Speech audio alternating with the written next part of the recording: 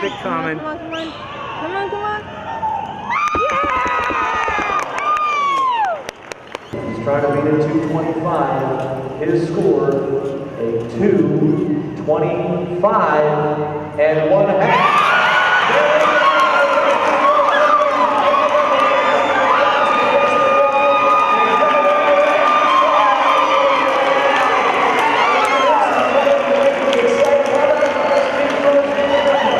You know, the first time I won the NRBC was on a runoff, and you know, tonight was another special night like that. You know, it's I've been lucky in my career. I've been, you know, I've had my first futurity that I won on RR Star. That was a runoff, and I won it. And my first NRBC was a runoff, and now my third NRBC it's a runoff. So you know, it makes it even more exciting. You know, it takes a special horse.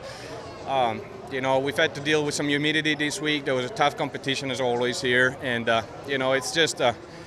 You got to have a horse that's gonna outlast everybody else, and it's gonna have the power to do it. You know, I wouldn't do it if I didn't have the horse that I felt that was capable of doing it again. And tonight I did. You know, SG Frozen Enterprise. These last few months, him have been clicking real good, and you know, it's a horse that's pretty special just because. You know, he has a little bit different story. It's a horse that I saw in Italy winning the Italian Futurity as a 3-year-old. I called the owners, Marco and Franchini, and asked him if he would send a horse to me in the States because I thought he was capable of doing well here in the States. Took him a few months to understand what he wanted to do, and finally decided to send him over to me. We missed the NRBC that year because he came in late. He came in only a couple of weeks before the Derby. I didn't know him at all. I decided to show him anyway. We got third that year at the Derby on him as a 4-year-old.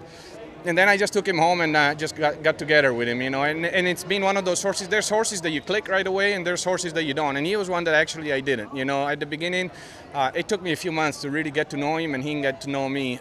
You know, I've showed him, and he was doing well as a 5-year-old, but he wasn't at the top of his game.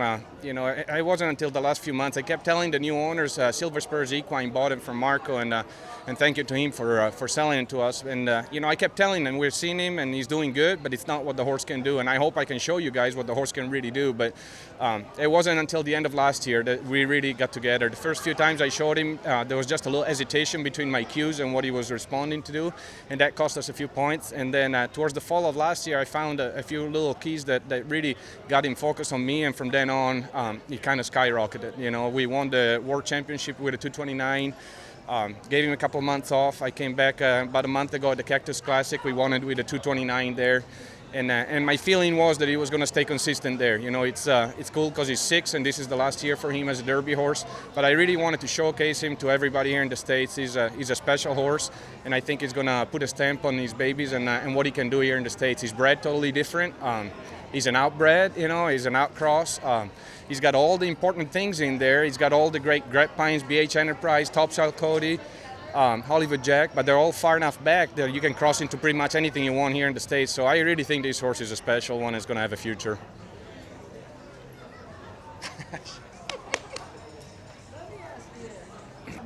I'm excited. I'm excited to show, and what I try to do, I try to slow things down in there. You know, the faster you go, the more your body wants to react fast and have fast movements. And through the years, I try to train myself to do the opposite. And I do things to help myself do that, meaning like looking up and not focusing on my horse so much all the time, maybe relaxing, taking some deep breath. So the faster I go, and I was going pretty fast tonight, the more I try to slow things down, and it gives me time to react to what I need to do, you know. And that's something that I've learned how to do. I do different things in there than maybe some other riders, but it works for me, and that's what I was actually doing. I was as fast as I was going.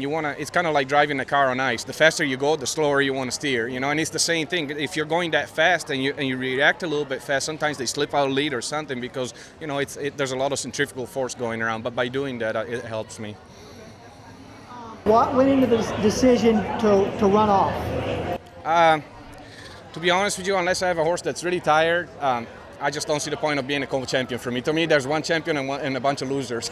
So I either lose it or I win it. That's about it for me. Well, and the good thing is you guys were really close in the go, so it wasn't like.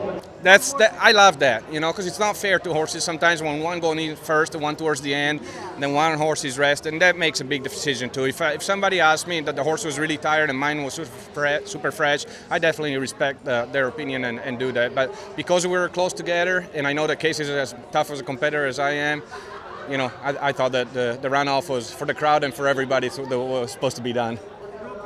Right there at the very last stop, you had that bobble. Did you think, oh, that was it? I was so excited getting to that last stop, and I had the bobble. He lost the ground, and I think he was pretty tired by the end of it, and he came out of that stop. And then I knew that it was going to be close. The rest of the round I felt real good, and then when I got there, even more exciting. But my heart skipped a bit when he did that. That's for sure. My celebration? I don't know. I just get excited. It wasn't anything planned or anything. I got up there and I said I should do a backflip, and then I said no, I'm getting too old. The plan was a backflip when I got up there, but I'm like, oh man, this is high.